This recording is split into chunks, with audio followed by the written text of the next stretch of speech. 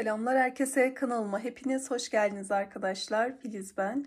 Bu videomda bu güzel yeleğin yapımını anlatıyorum. Modelin sayıları 1-1,5 yaşa uygun. Diğer yaşlara da nasıl uygulayabiliriz? Video sonunda detaylı bir şekilde anlatıyorum. Model için 1,5 yumak ip kullandım. 5 adet düğme gerekli. Şiş numaram ise 3,5. Modele yaka kısmından başlıyoruz. Yaprak ajuru modelini kullanıyoruz. Beden kısmında ise tekli ajur modeli çalışmamız olacak. Ölçülerine bakalım. Boy 32 santim. Genişlik 26 santim. Kol genişliği 11. Yaka genişliği 12 santim. Kol altından beden kısmı 21 santim. Her iki düğme arası 7 santim. Ölçülerimiz de bu şekilde. Modelin arkası. Çok hoş ve klasik bir model. Yıllardır sayfamda ördüğüm, çok sevilen bir model. Benimle birlikte ördüğünüz modelleri Instagram sayfamdan bana ulaştırmayı unutmayın lütfen. Anlatıma geçmeden önce sizlerden ricam videomu beğenip kanalıma abone olarak, videoma yorum ve beğeni yaparak destek vermeniz. Paylaşarak da yine aynı şekilde daha fazla kişiye ulaşmamı sağlayabilirsiniz. Şimdiden teşekkür ederim. Yapımına geçelim. Modelde Alize Baby Best kullanıyorum. Renk numarası 43. 100 gram 240 metre bir ip. Ben 3,5 numaralı şiş ile örüyorum. Farklı bir ip kullanmak istiyorsanız yine orta kalınlıkta bir bebe yünü tercih edebilirsiniz. Herhangi bir marka. Modeli klasik ilmek atma tekniğini kullanarak 74 ilmek ile başlıyoruz.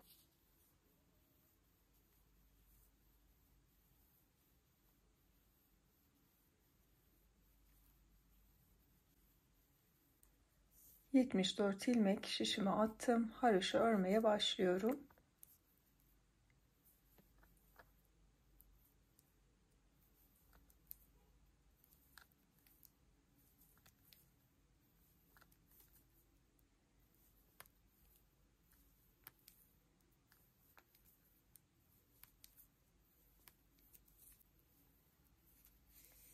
Haroşa örerek sırayı tamamladık. Ön yüze geçiyorum. Ön yüzde de yine haroşa örerek yaka kısmını bir 4 haroşa çizgisi oluncaya kadar devam ettiriyoruz bu şekilde. Sıra başlarında her zaman ipimizi arkaya atıyoruz ve ilk ilmeğimizi örmeden alıyoruz. Ön yüzde ve arka yüzde bu şekilde haroşa örerek yaka kısmını oluşturalım. 4 haroşa çizgimiz oluştu. Ön yüzdeyim. Yaprak kısmına geçmeden önce bir sıra ajur çalışmamız olacak ön yüzde.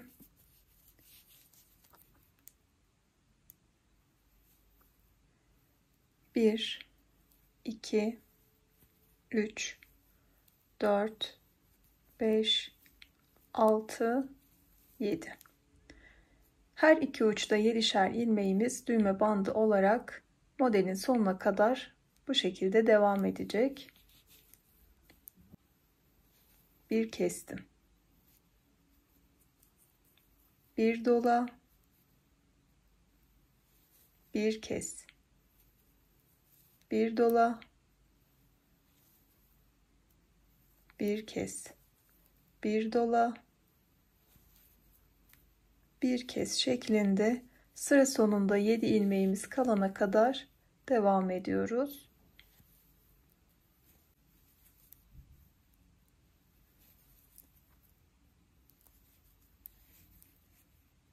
Sıra sonunda 7 ilmeğim kaldı.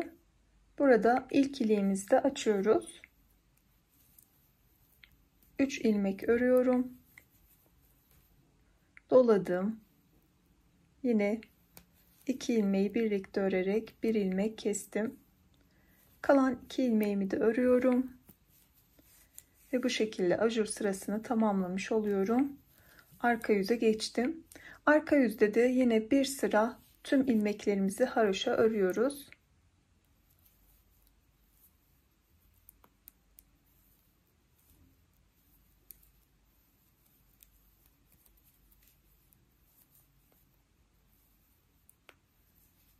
ön yüzdeyim.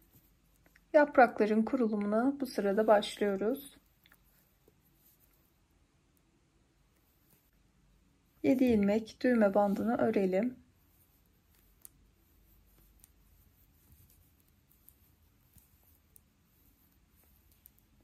Yaprak için 2 düz ilmek örerek başlıyorum. Bir doluyorum. Bir düz ilmek, bir dola, 2 düz. Yaprağımız 5 ilmekten oluşuyor. 2 yaprak arasında da bir ters ilmeğimiz var. Bir ters ördüm, diğer yaprağa geçtim.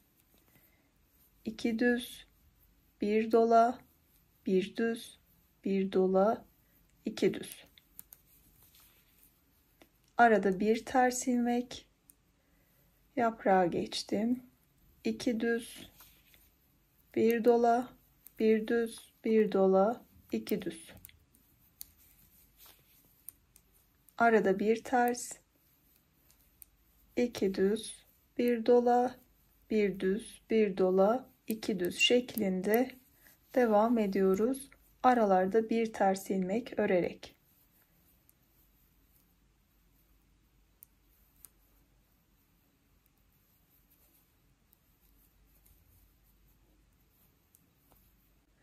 Kalan 7 ilmeğimi de örüyorum.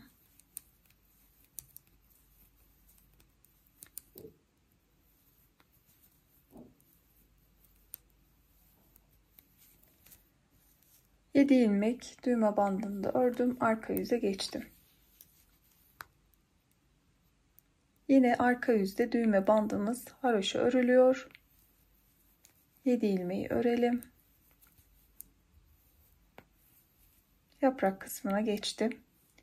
Yaprak kısmındaki ilmeklerimizi ters örgü yapıyoruz. 1, 2, 3, 4, 5, 6, 7 ilmeği ters ördüm. Aralarda bir ters örmüştük ön yüzde, arka yüzde onu da düz örüyoruz. 7 ilmek yaprak kısmını ters, arada bir düz. Zaten düz ilmeğimizde gördüğünüz gibi belirgin.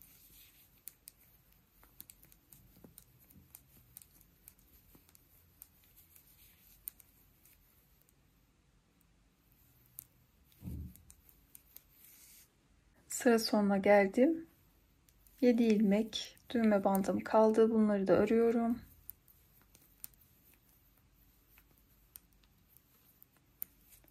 Ön yüze geçtim. Yaprak kısmının ikinci artırma sırasındayız.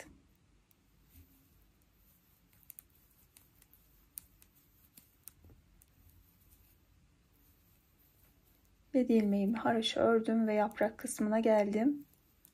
1, 2, 3 ilmek düz ördüm. Bir doluyorum. Ortadaki düz ilmeğimi örüyorum. Tekrar doladım. 3 düz ilmek örüyorum. Arada yine bir ters, diğer yaprağa geçtim. 3 düz, bir dola, bir düz, bir dola, 3 düz örüyorum. Arada da yine bir ters ilmeği. Bu şekilde devam ediyoruz. 3 düz, bir dola, bir düz, bir dola, 3 düz şeklinde. Aralarda da bir ters ilmek örerek sıra sonuna gelelim. Ön yüzdeyim. Düğme bandını yine örüyorum. Yaprak kısmında 3. artırma sırasındayız. 1, 2, 3, 4 düz ilmek ördüm. Bir doluyorum. Ortadaki düz ilmeğimi ördüm. Bir dola, 4 düz örüyorum. Arada bir ters, diğer yaprağa geçtim. 4 düz, bir dola, ortadaki düz ilmeğim, bir doladım. 4 düz ilmek örüyorum. Arada bir ters. 3. artırma sıramızda bu şekilde devam ettiriyoruz. Sıra sonunda da 7 ilmek düğme bandımızı örüyoruz ve arka yüze geçiyoruz. Düğme bandını ördükten sonra yaprak kısmındaki ilmeklerimiz bu kez 11 ters ilmeğimizi arada bir düz, yaprak kısmındaki ilmeklerimiz gördüğünüz gibi ters örülecek. Aralarda da bir düz ilmeğimiz olacak. Bu şekilde arka yüzü de tamamlayıp ön yüze geçelim. Ön yüzdeyim. Düğme bandını ördüm. Yaprak kısmının 4. artırma sırasındayız. 1, 2, 3, 4, 5 ilmek düz ördüm. Bir doluyorum. Ortadaki ilmeğimi ördüm, doladım. 5 düz örüyorum.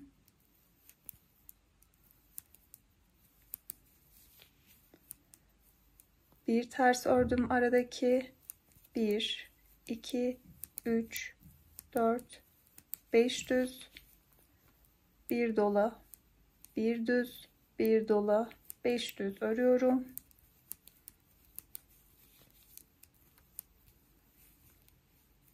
Arada yine bir ters. Bu şekilde yine bu sıramızı tamamlayalım.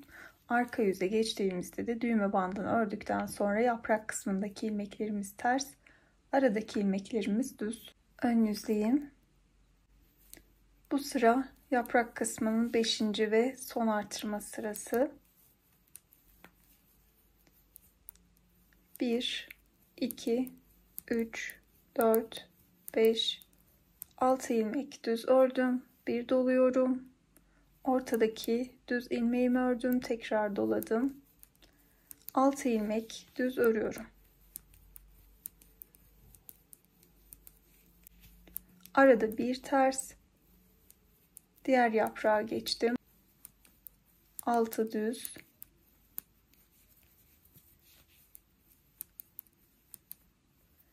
Bir dola, bir düz, bir dola, 6 düz şeklinde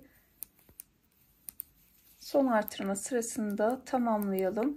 10 yaprağımızı her ön yüzde toplamda 5 defa artırmış olduk.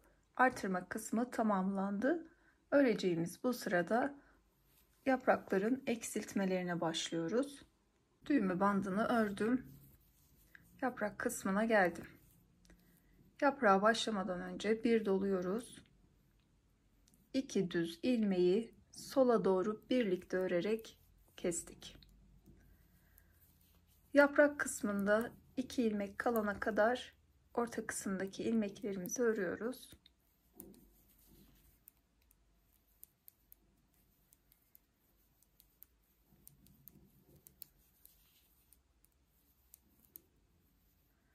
Şöyle bakalım, 1-2 ilmeğimiz kalmış. Bunların yönünü sağa doğru çevirdim ve sağa doğru birlikte örerek kestim. Bir doluyorum. Ortadaki bu ters ilmeğimi haroşa örüyorum. Bir doladım.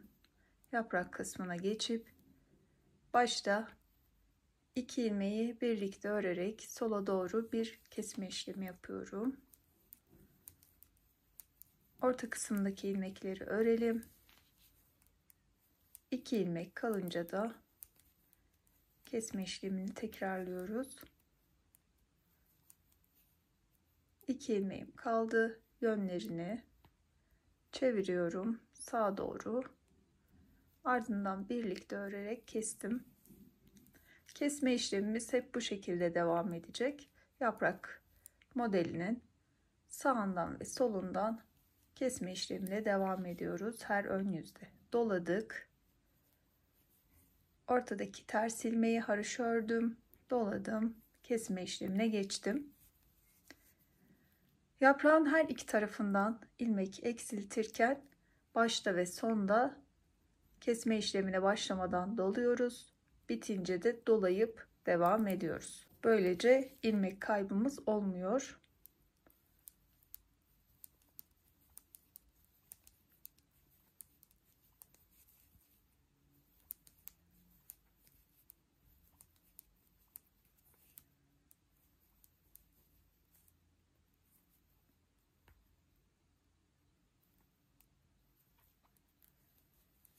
Bu kenardan da ilmek kestim.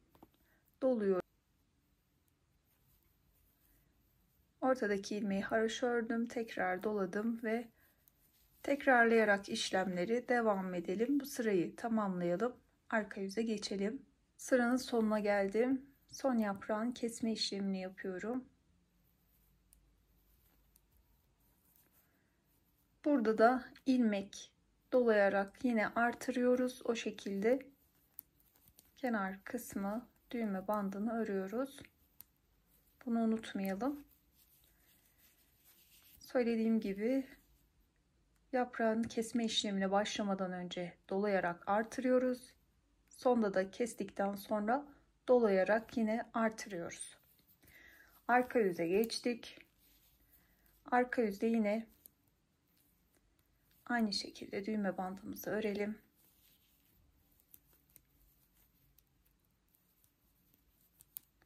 Ara kısımda doladığım ilmeği de haroşa örüyorum. Sadece yaprak kısmındaki ilmeklerimiz ters örgü. Artırmış olduğumuz ilmeklerde arka yüzde ve ön yüzde haroşa örülüyor. Yapraktaki ilmekleri ters ördüm. Doladığımız ortadaki ilmek, bu da yine doladığımız ilmek. Bunların üçünü haroşa örüyorum. Yapraktaki ilmekleri ters. Ters yüzde hep bu şekilde yapacağız. Ön yüze geçtim. Düğme bandını ördüm.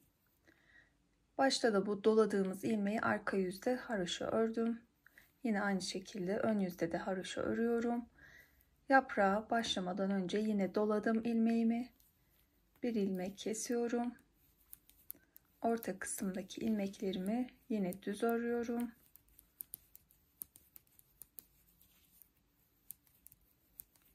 İki ilmeğim kaldı. Yönlerini sağa doğru çevirdim ve kestim. Doladım. Ortadaki 3 haroşa ilmeği haroşa örüyorum. Yaprağa başlamadan önce yine doladım.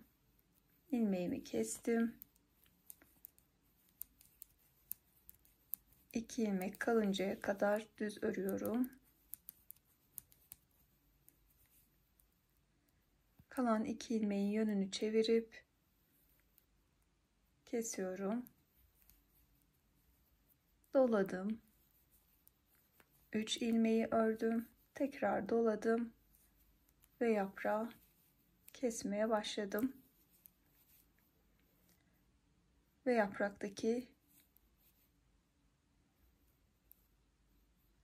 yaprağın ilmeğini kestim. Bu şekilde devam edelim. Sıra sonuna gelelim. Sıranın sonuna geldim. Son olarak yapraktaki ilmeğimi kestim. Doluyorum. Buradaki bir haroşamı ördüm. Düğme bandını örüp sırayı tamamlıyorum. Arka yüzde de düğme bandını ördüm. 2 ilmeğim haroşa. Sadece yapraktaki ilmeklerim ters örgü.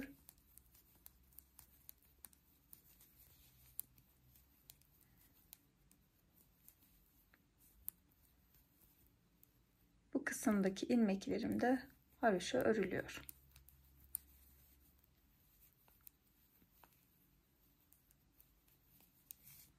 Düğme bandını ördüm. Ön yüzdeyim. 2 ilmek haroşamı ördüm. Yine doladım ve yaprak kısmının eksiltmesine geçtim. Bir kestim. Orta kısımdaki ilmekleri düz örüyorum. 2 düz ilmeğim kaldı. Yönlerini çevirdim ve kestim. Doladım. 2 yaprak arasındaki haroşa ilmeklerimi örüyorum. Doladım ve diğer yaprağa geçtim.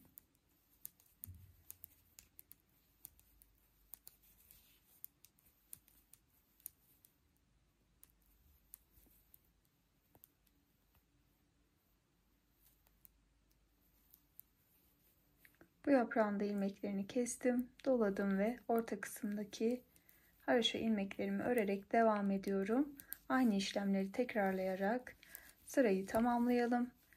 Sondaki yaprağın bitiminde dolayarak artırıp devam etmeyi unutmayalım. Arka yüzde yine aynı şekilde yaprak kısmındaki ilmekler ters örgü. Bu kısımlar haroşa örgü. Tamamlayalım. Her ön yüzde kesme işlemine devam ettim. Son olarak yaprakta 3 düz ilmeğim kaldı. Bu sırada bunları da kesip yaprağın kesme işlemini tamamlamış olacağız.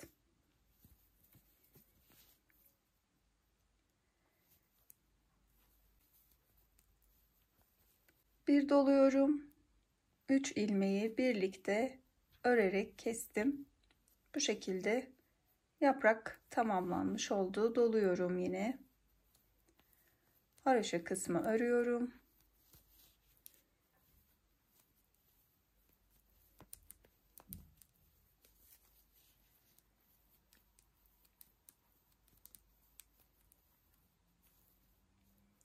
Doladım.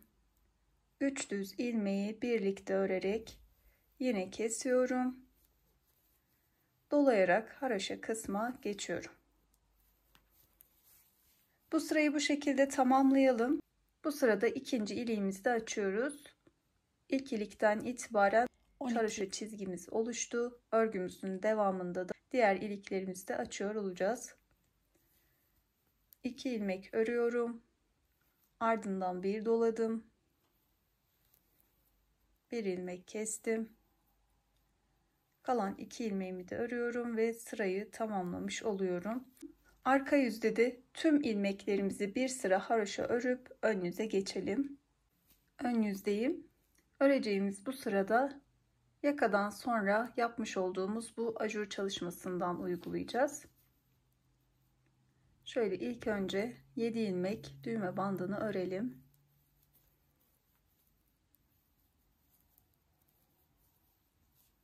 Ardından bir dola, bir kez şeklinde diğer uçta 7 ilmek kalana kadar örelim.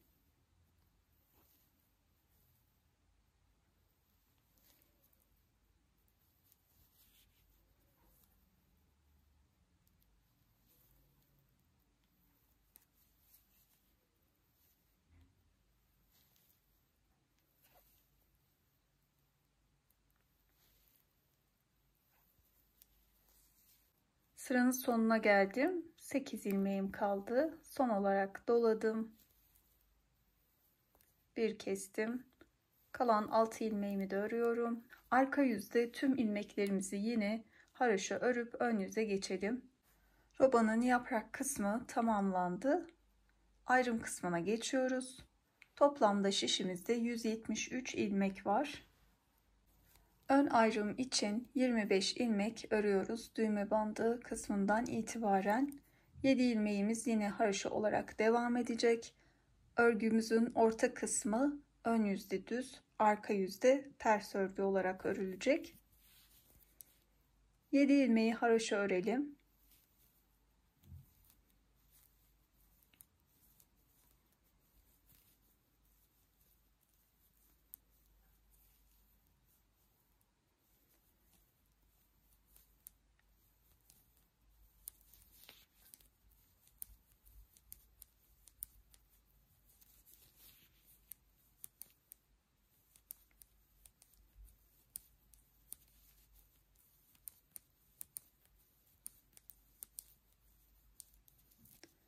...25 ilmeği örerek geldim. 7 ilmeğimiz düğme bandı. 18 ilmek de düz. Bir doluyorum. 2 artırma ilmeğini düz örüyorum. 2 artırma ilmeğimizin ön yüzde sağından ve solundan dolayarak artıracağız. Robamızı bu şekilde biraz daha büyüteceğiz. Dilerseniz bu kısımlara birer işaret takabilirsiniz. Doladım. Kol ayrımına geçiyorum. Kol ayrımı için de 35 ilmek örüyorum.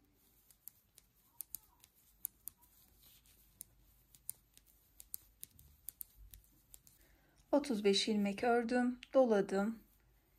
2 ilmek artırma kısmını örüyorum. Tekrar doluyorum. Arka ayrıma geçiyorum. Arka ayrım için de 45 ilmek örüyoruz.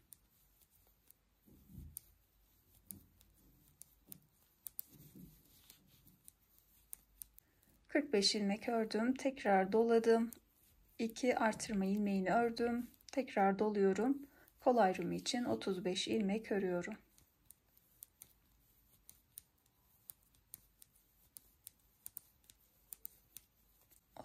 ilmek ördüm, doladım.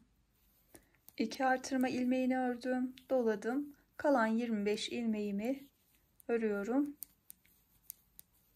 18 ilmek düz, 7 ilmek de düğme bandımız haroşa.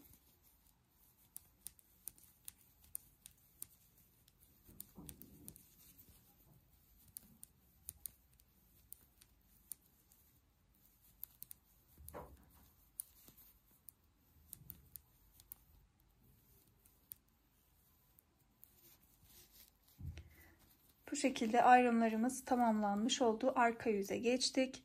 Arka yüzde de yine her iki uçtaki 7'şer ilmeğimiz haroşa örülüyor. Orta kısımdaki tüm ilmeklerimiz de ters örgü. 7 ilmeği ördüm. Diğer uçta 7 ilmek kalana kadar ilmeklerimizi ters örgü yapalım. Kalan 7 ilmeğimizi de haroşa örüp ön yüze geçelim. Ön yüzdeyim. İkinci artırma sıramızda örüyoruz.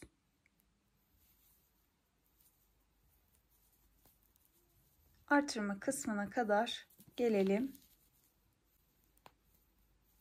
Artırma kısmına geldim. Tekrar bir doluyorum. Bu 2 ilmeği düz örüyorum. Tekrar diğer yanından dolayıp kol ayrımına geçiyorum. Kol ayrımındaki ilmeklerimi örüyorum. Diğer artırma kısmına geldim. Tekrar doluyorum. Bu 2 ilmeği ördüm ve diğer yanından dolayarak arka ayrımı örüyorum. Tekrar artırma kısmındayım. Doladım. 2 ilmeği ördüm. Tekrar doladım. Kol ayrımını örüyorum. Ve son artırma kısmındayım. Doladım. 2 ilmeğimi ördüm. Tekrar doladım. Ön ayrımı örüyorum. Kalan uçtaki 7 ilmeğim düğme bandı için haroşa. Arka yüze geçtiğimde de yine aynı şekilde 7 ilmeğimi haroşa örüyorum. Orta kısımdaki ilmeklerimi de ters örgü yapıyorum. Sonda kalan 7 ilmeğimi de yine haroşa örüp ön yüze geçiyorum. Ön yüzdeyim. Tekli ajur modelini kurmaya başlıyoruz. 7 ilmek haroşamızı örelim ilk önce.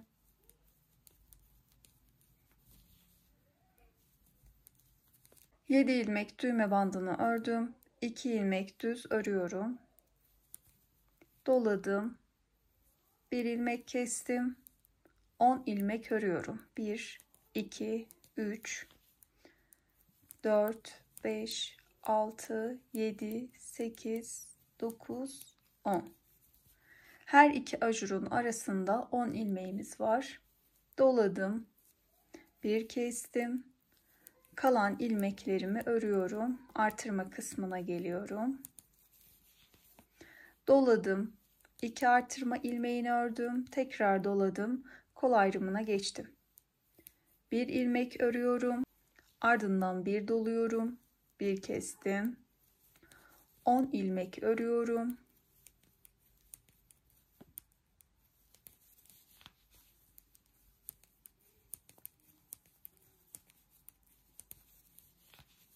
Doladım. 1 ilmek kesiyorum. 10 ilmek örüyorum.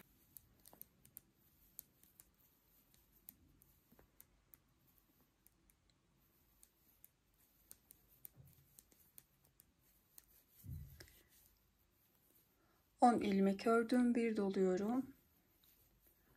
Yine bir kestim, tekrar 10 ilmek örüyorum.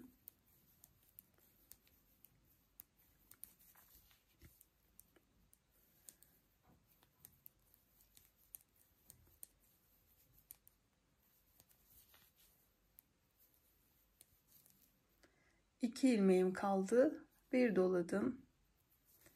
Kalan 2 ilmeği de birlikte örerek kestim. Artırma kısmına geldim. Bir doluyorum. 2 artırma ilmeğini örüyorum. Tekrar doladım. 5 ilmek örüyorum. 1 2 3 4 5. Arka ayrımdan 5 ilmek ördüm. Bir doladım. Bir kestim. 10 ilmek örüyorum.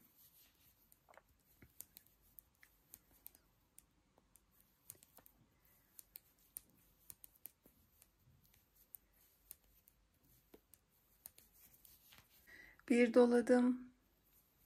Bir ilmek kestim. Tekrar 10 ilmek.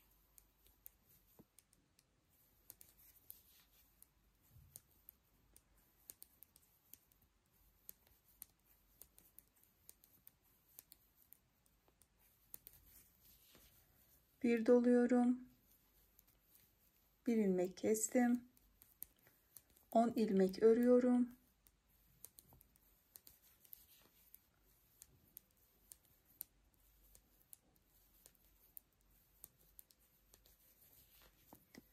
Bir doladım. Tekrar bir ilmek kestim. Bu kez bakıyorum. 1 2 3 4 5 6 ilmeğim kalmış. Bunları da ördüm. Artırma kısmına geldim. Bir doluyorum. 2 artırma ilmeğini ördüm. Tekrar doladım. Bir ilmek ördüm. Diğer kolda yaptığımız gibi bir doladım. Bir ilmek kesiyorum. 10 ilmek de bir ajurumu yapıyorum yine.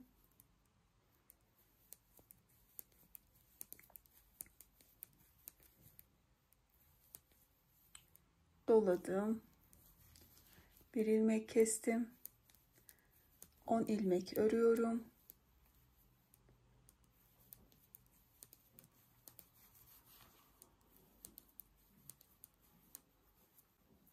Doladım.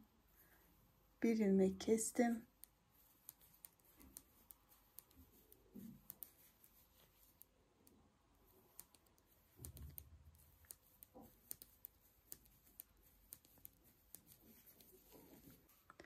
Doladım. 2 ilmeğim kaldı. Kesiyorum. Artırma kısmına geldim. Bir doladım. 2 ilmeği ördüm. Doladım. 5 ilmek örüyorum. 1 2 3 4 5. Bir doladım. Bir ilmek kestim. 10 ilmek örüyorum.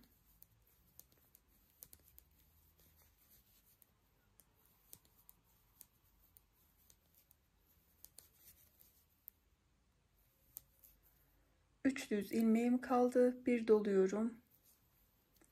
Bir ilmek kesiyorum. Kalan bir ilmeğimi de ördüm. Düğme bandına geçtim.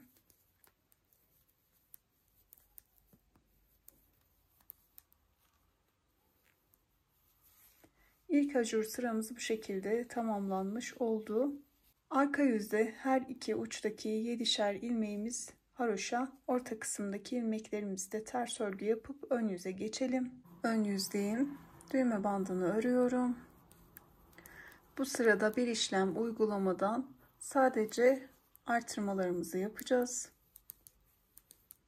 Artırma kısmına gelelim. Artırma kısmındayım. Doluyorum. 2 artırma ilmeğini ördüm, doladım. Kol ayrımındaki ilmeklerimi düz örerek devam ediyorum. Örgümüzün bu sırasında sadece artırmalarımızı yaparak sıramızı tamamlayalım. Ardından arka yüzü örüp tekrar ön yüze geçelim. Bir sıra daha artırmamızı yapıp arka sırada kol ayrımlarının haroşalarını başlatalım. İkinci artırmamı da ön yüzde tamamladım. Şöyle bir bakalım. Bu kısma geçtikten sonra 1 2 3 4 5 5 defa artırma yapmış olduk. Arka yüze geçelim. Yine aynı şekilde örerek artırma kısmına gelelim arka yüzde. Artırma kısmına geldim. 2 artırma ilmeğini ters örüyorum. Buradaki 2 artırma ilmeğine kadar kol ayrımındaki ilmeklerimizi haroşa örmeye başlıyoruz.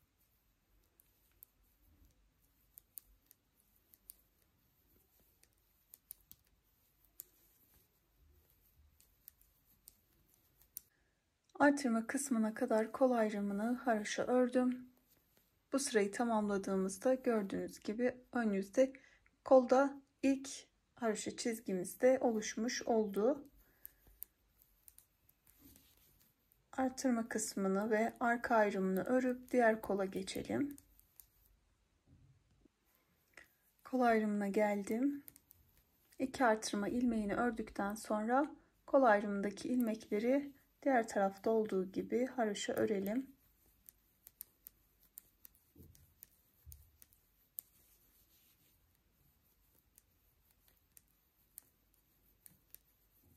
Artırma ilmeklerini ters örüyorum. Kol ayrımını tamamladım. Kalan ön ayrımını da örüp ön yüze geçelim. Arka sırayı örüp tamamladım. Ajurdan sonra 1, 2, 3, 4, 5 sıramız oluştu. Ön yüze geçtik. Her 5 sırada bir kaydırarak ajur modelini tekrarlıyoruz. Şimdi ikinci sırasını yapacağız. İlk önce düğme bandını örüyorum.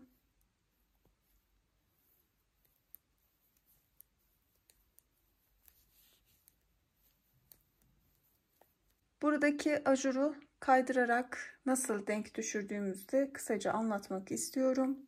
Her zaman bir önceki sıradaki bu ajuru kendimize bu şekilde hizalıyoruz. Yanına 2, 4, 6 ilmek ekliyoruz ve bu kısımdan örmeye başlıyoruz. Burada 2, 4, 6, 8 ilmeğimiz var. 8 ilmek örelim.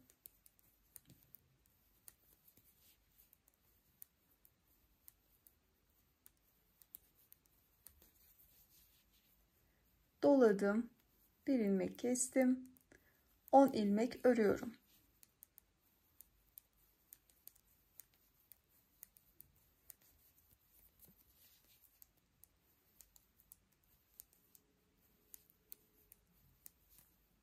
Üç ilmeğim kaldı artırma kısmına. Doladım. Bir kestim. Bir ilmeğim kaldı. Bunu örüyorum. Yine artırmamı yapıyorum. Roba bitimine kadar artırmalarımızla aynı şekilde devam edeceğiz. Doladım. Kol ayrımındaki ilmeklerim artık haroşa ilmeklerini kapatıncaya kadar ön yüzde ve arka yüzde haroşa örüyoruz. Bu kol ayrımından sonra artırma kısmındayım. Doladım. 2 artırma ilmeğini ördüm ve arka ayrıma geçtim. Yine burada da aynı şekilde bir önceki ajurumuzu hizaladık. 2, 4, 6 ilmek ekledik. Burada 2 ilmeğimiz kaldı. Doluyorum. 2 ilmeğimi örüyorum. Doladım. Ajurumu yaptım. 1, 2, 3, 4, 5, 6, 7, 8, 9, 10. 10 ilmek ördüm. Tekrar ajurumu yapıyorum. 10 ilmekte bir devam ediyorum.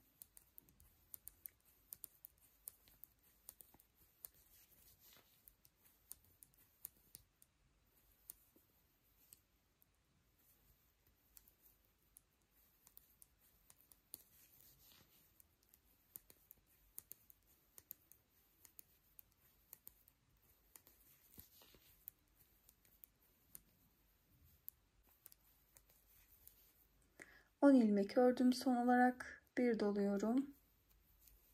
Bir ilmek kestim. 3 ilmeğim kaldı. Bunları da örüyorum.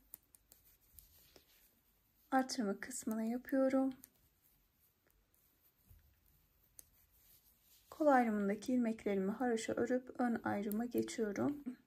Artırma kısmındayım. Doladım. 2 artırma ilmeğini ördüm. Doladım. Ön ayrımın ajurunu hizalıyorum.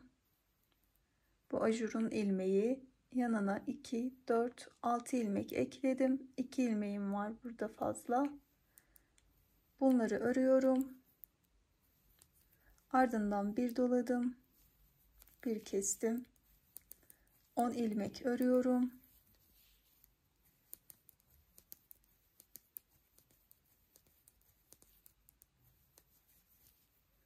Doladım. Bir kestim. 2, 4, 6, 7.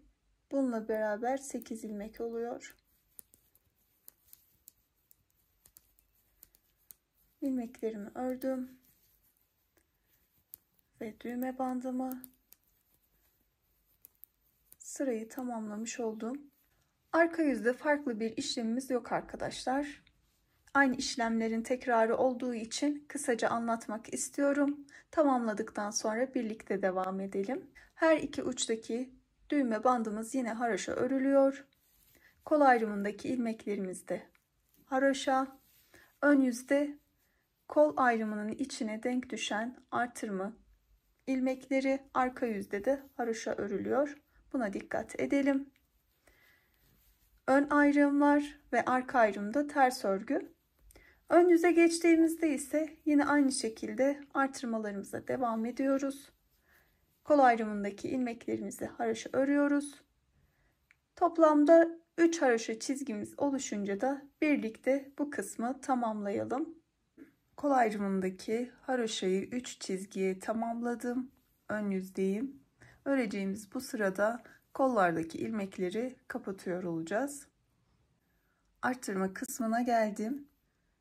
2 ilmeğin birini ön ayrıma bıraktım, diğerini de kola. İkinci ilmeğimi ördüm.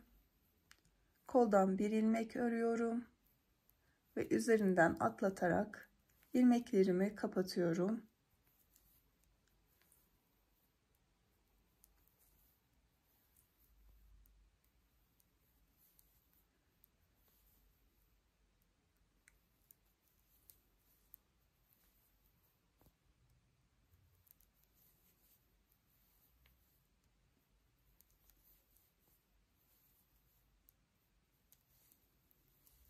İlmekleri kapatarak geldim artırma kısmına.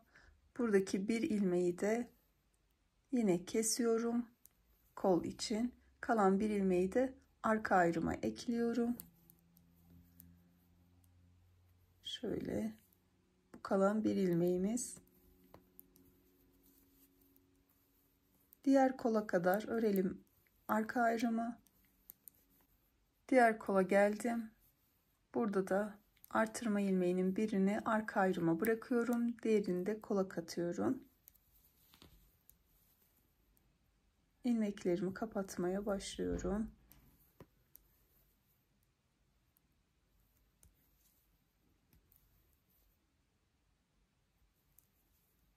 Diğer artırma kısmına geldim.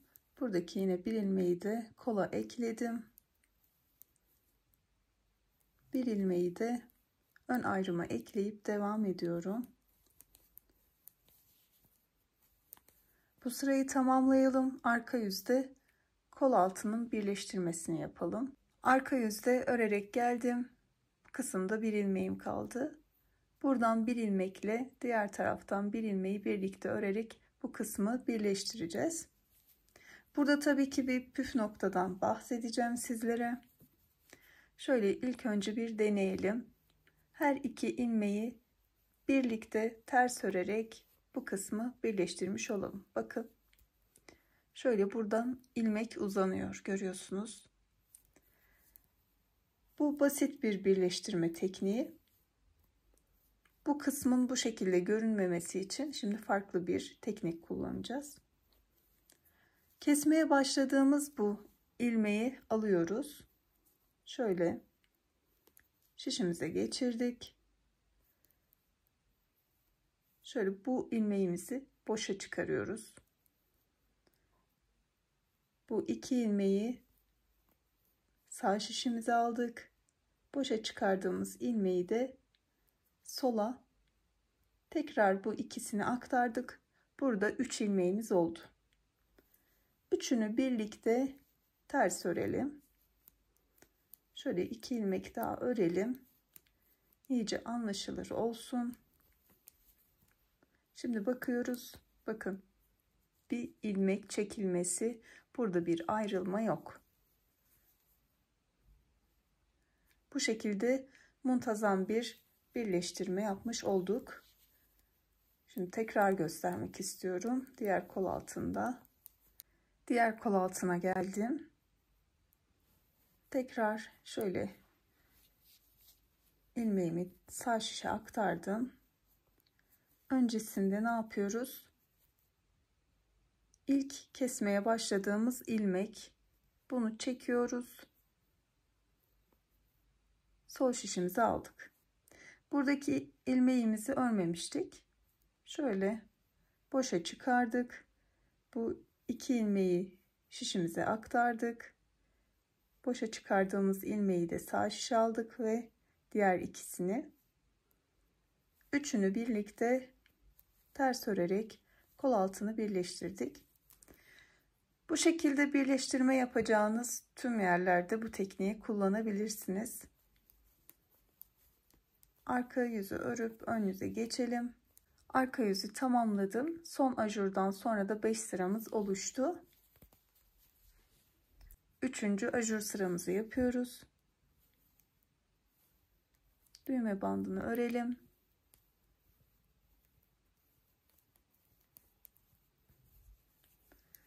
İlk ajur sırasını tekrarlıyoruz.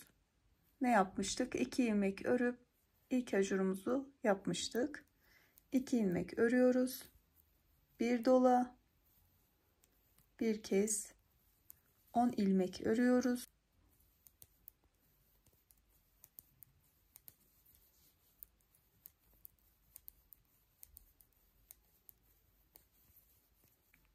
Sıradaki ajurumuz tam hizasına geliyor. Doladık, kestik. Şimdi bu kısımda 10 ilmek örelim ilk önce. Bakalım nasıl denk düşecek. Şöyle bir hesaplayalım. Kesme işlemimizi yaptık burada. Dolayıp 2, 4, 6, 8, 10 ilmek bu kısma ajurumuzu yapacağız. Şöyle doladık. 2 ilmeği de birlikte örerek kestik. Bu da bir önceki sıradaki ajurumuz. Bunun yanına 2, 4 ilmek gerekli. Yani bu kısımda 2 ilmeğimiz eksik. Bunu da şöyle yapacağız. Şimdi ayarlamasını yapıyoruz. 1, 2, 3, 4, 5, 6, 7, 8, 9, 10. 10 ilmek ördüm. Şimdi burada sadece bu kısım için dolayarak kesmeden örgümüze devam edeceğiz. Bu şekilde yaptığımızda bir sonraki sırada ilmeklerimiz denk düşecek. Şöyle doladım. Burada da bir artırma yapıyorum. Şu kısımdan şöyle bir ilmek çekiyorum. Bunu çevirip çapraz bir şekilde ördüm. Buradaki ajurumuz, buraya 4 ilmek kaldı. Buradan itibaren sayalım. 1, 2, 3, 4, 5, 6, 7, 8, 9 da 10. 10. ilmeğim. Bakalım hizalıyoruz. Evet. Tam denk düştü. Doladım. Bir kesme yaptım. 10 ilmekte bir işlemi devam ettirerek diğer kol altına doğru gelelim. Son olarak ajurumu yaptım. Buradan itibaren 10 ilmek örüyorum.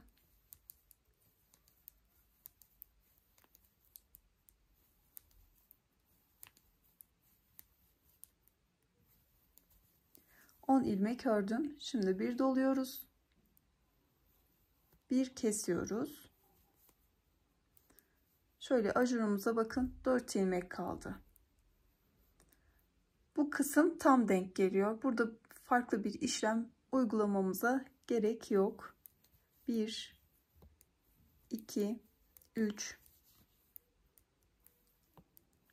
4, 5, 6, 7, 8, 9, 10. Bakın tam denk geldi. Doluyorum. Ajurumu yapıyorum ve örgümü devam ettiriyorum yine aynı şekilde. Eğer farklı yaşlara uyguladığınızda yine bu şekilde ilmeklerinizi denk getirmek istiyorsanız neler yapabiliriz? Bunu da anlatmak istiyorum. Şöyle şu kısmı tamamlayayım. Burada ilmek fazlalığını ya da ilmek eksikliğini hesapladığımızda kol altında bu işlemi yapıyoruz. Bu kısımda ilmek eksilteceksek burada eksiltiyoruz. Diyelim ki 2 ilmeğimiz fazla. Bu kısımda 2 ilmeği birlikte örerek 2 kez burada 2 ilmeği eksiltmiş olacağız. Farz edelim de eksik, diğer tarafta yaptığımız gibi. Bu kısımda bir dolayıp eksiltmeden orada en azından bir ilmeğimizi fazla yapacağız. Eğer 2-3 ilmek eksikse onu da şöyle ayarlayabiliriz. Buradan az önce yaptığımız gibi şu kısımlardan ilmek çekerek burada ilmek fazlalaştırabiliriz ve sayıyı tamamlayabiliriz. Buradaki kısmı bu şekilde ayarlayabiliriz ancak zaten denkte düşmeyebilir genelde, çünkü kaydırmalı ajur modellerinde bu tarz sıkıntılar çıkabiliyor. Onları da bu şekilde ayarlayabiliyoruz. Evet, sırayı tamamladım. Artık modelimizde bir farklılık olmadan beden kısmını örebiliriz. Bu sıradan sonra 5 sıra ördükten sonra ön yüze geldiğimizde yine modelimizi kaydırarak tekrarlıyoruz. Burada 2 ilmek örüp ajurumuzu yapmıştık. Bir sonrakinde 8 ilmek örüp burada olduğu gibi ajurumuzu yapıp devam ediyoruz. Bu şekilde kaydırarak ilerletelim. İliklerimizi açmayı unutmayalım. Yeleğin beden kısmını ilerlettim. Şöyle birlikte kaç ajur modeli örmüşüm sayalım. 1, 2, 3, 4, 5, 6, 7, 8, 9, 10, 11. Toplamda 11 defa kaydırarak ajur modelini uyguladım. Her 12 haroşa çizgisinde bir de iliklerimi açtım. Toplamda 5 ilik olacak. Son iliğimi de örmüş olduğum son sıranın sonunda açtım. Örgümüze arka yüzde haroşa örerek devam edeceğiz. Bu kısımda yaptığımız gibi 3 haroşa çizgisini tamamladıktan sonra ilmeklerini kapatıyor olacağız.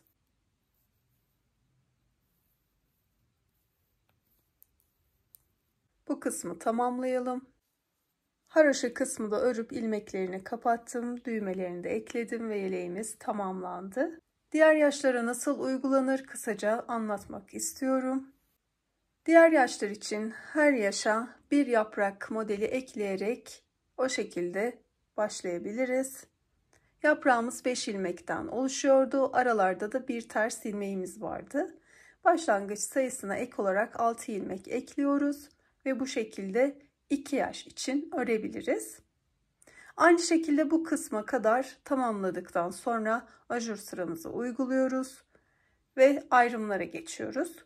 Bir yaprak bittikten sonra bu kısımda 15 ilmek fazla oluyor. Bunu da ayrıma şu şekilde dağıtıyoruz. 3 3 3 şeklinde. Ardından bu kısmı aynı şekilde örüp tamamlayabiliriz. Sonrasında model kurulumunu yapıp beden kısmına geçebiliriz. Bu kısım tamamlandıktan sonra video içerisinde tam burayı anlattığım kısımda ajur modelini nasıl denk düşürüp uygulayabiliriz detaylı bir şekilde anlatıyorum. O kısma bakabilirsiniz. Beden kısmında ise 2 model sırası fazla yapabiliriz. 12 haroşa çizgisinde bir iliklerimizi açmıştık bir yaş için. Siz 14 haroşa çizgisinde bir açabilirsiniz. 5 yaşa kadar bu şekilde ayarlamamızı yapabiliriz. Her yaş için bir yaprak ekleyerek, beden kısmında da 2 model sırası ekleyerek yine her iki düğme arasında da 2 haroşa çizgisi fazla yapıyoruz ve diğer yaşlara bu şekilde uygulamış oluyoruz.